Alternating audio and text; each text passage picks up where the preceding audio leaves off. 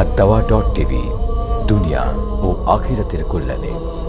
এক বোন প্রশ্ন করেছিলেন ওই যে হিন্দু পরিচয় গোপন করে বিয়ে করেছে। হ্যাঁ, যেটা তিনি আমাদের এক বোন প্রশ্ন করেছেন যে 6 বছর পর্যন্ত যার সাথে তার সম্পর্ক ছিল, তিনি যদি এই যা আমরা আপনার থেকে শুনলাম, এক পক্ষে শুনলাম, দ্বিতীয় পক্ষে যাচাই করা আমাদের পক্ষে সম্ভব না।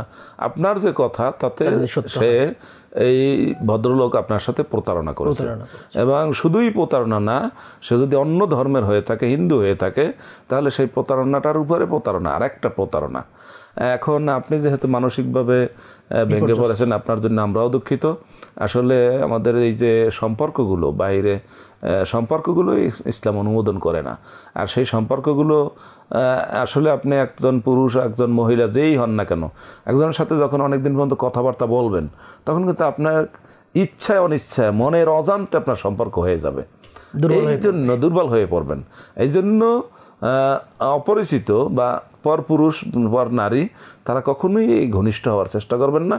এই জন্য কোরআন মাজিদে আসছে, ওয়ালা তাকরাবুজ জিনা, ব্যভিচারের ধারে কাছেও যাবে না, ইন্নাহু কানা ফাহিশাতাও ওয়া সাআ সাবিলা।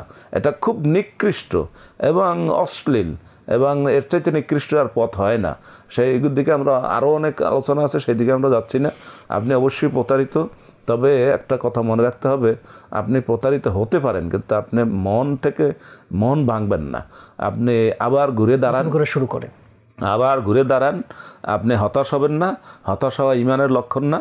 আল্লাহ তাআলা কোরআন মাজিদে বলেছে, লা তাকনাতু মির রাহমাতিল্লাহ, আল্লাহর রহমত থেকে হতাশ হবেন না। আপনার চাইতেও অনেক বিপদে অনেক মানুষ আছে, আপনি তাদের দিকে তাকালে আপনি ঘুরে দাঁড়াতে পারবেন।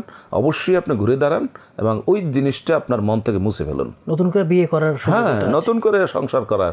আপনি 50-এর আগে পর্যন্ত মহিলাদের বিবাহের প্রয়োজন হতে পারে, এবং কোরআন মাজিদে সূরা নূরের 32 নম্বর আয়াতে আল্লাহ তাআলা বলেছেন, ওয়া আনকিহুল আয়ামা মিনকুম, তোমাদের মধ্যে যারা স্বামী হারা, স্ত্রী হারা বা তালাকপ্রাপ্ত, যে কোনোভাবেই তারা সিঙ্গেল হয়ে গেছেন, তাদের বিবাহের ব্যবস্থা করে দাও। আমাদের মুসলমানদের সমাজে এগুলোকে ঘৃণা করা হয় অনেক ক্ষেত্রে। ছেলেরা অনেক সময় বাবার বিবাহের জন্য রাজি না, ছেলেমেয়েরা মায়ের বিবাহের জন্য রাজি না, তারা এটাকে ঘৃণা করে, অথচ এটা আল্লাহর নির্দেশ। এবং আপনিও ঘুরে দাঁড়ান, আর যেটা প্রতারিত হয়েছেন সেটার জন্য আপনি মনক্ষুণ্ণ না হয়ে আপনি আবার ঘুরে দাঁড়ানোর সাহস করেন।